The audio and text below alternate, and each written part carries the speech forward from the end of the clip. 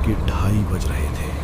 National highway 44 पर सन्नाटा इतना गहरा था कि टायर के नीचे कुचली जाने वाली सूखी पत्तियों की आवाज भी साफ सुनाई दे रही थी। रघु पिछले 10 घंटों से ट्रक चला रहा था। थकान उसकी आंखों में उतर आई थी, लेकिन मंजिल अभी भी 200 किलोमीटर दूर थी। तेज बारिश शुरू हो चुकी थी। वाइपर कांच पर जमी धुंध को हटाने की नाकाम कोशिश कर रहे थे। तभी हेडलाइट की पीली रोशनी में रघु को सड़क के किनारे एक साया दिखा। एक लड़की भीगती हुई हाथ हिलाकर लिफ्ट मांग रही थी। रघु ने सोचा, इतनी रात को इस सुनसान हाईवे पर अकेली लड़की?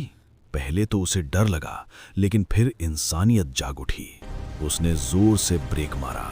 ट्रक एक झटके के साथ लड़की के ठीक सामने रुका। लड़की ने ट्रक का दरवाजा खोला और अंदर बैठ गई।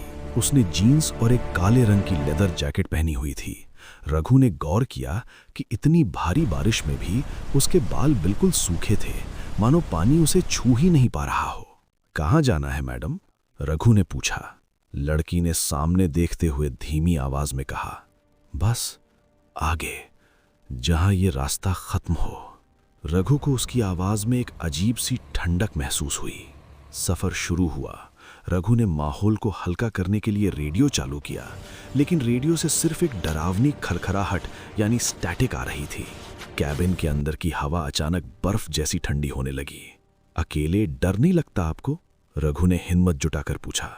लड़की धीरे से मुस्कुराई, लेकिन उसकी नजरें अभी भी सड़क पर जमी थीं। डर उन्हें लगता है रघु, जिनके पास घर लौटने की उम्मीद होती है। मेरा घर तो बहुत पहले पीछे छूट गया। रघु का दिल तेज धड़कने लगा।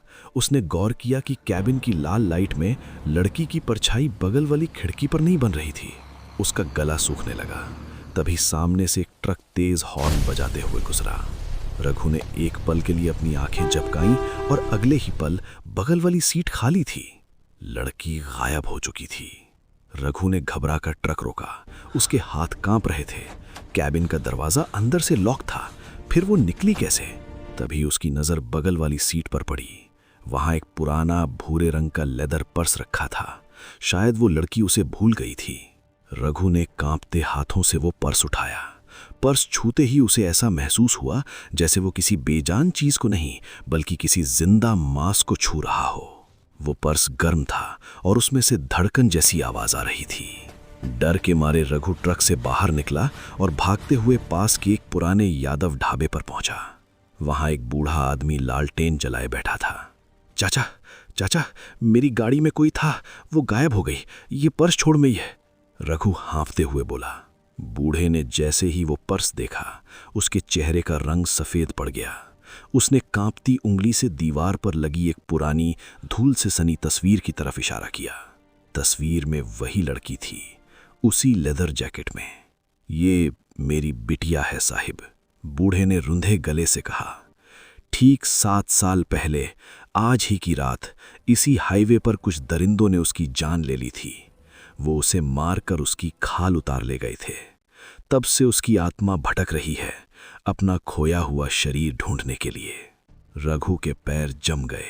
उसे महसूस हुआ कि उसके ट्रक के कैबिन से वही बर्फीली हवा फिर से आ रही है। उसने पीछे मुड़कर देखा।